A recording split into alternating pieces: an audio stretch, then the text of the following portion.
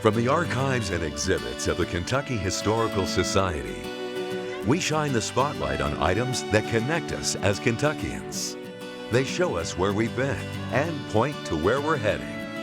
These are Kentucky History Treasures. Welcome back to downtown Frankfort at the Kentucky Historical Society and another exciting edition of Kentucky History Treasures. I'm Doug High, and we have Megan Souter with us, who is with the History Smart Arts program, and that's SMART with a capital A. Arts. So very, very cool. Megan, this is an outreach program for students, and tell me a little bit about the program, the teaching tools you have with us here today. Okay, well, History Smarts is an outreach program that travels into classrooms within libraries as well as schools and community centers.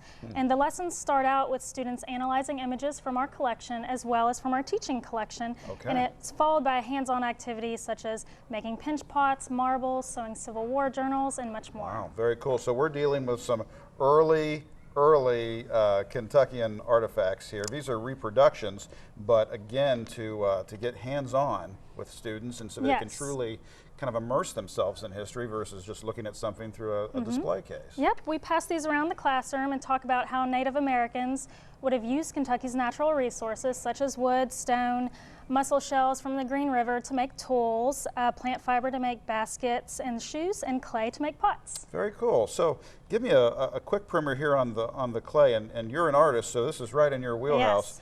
Tell me a little bit about how this is used with students. So you actually show them how to mold this clay into the pot. Yes, so Native Americans would have used the coil and the pinching technique to make their vessels to store food in.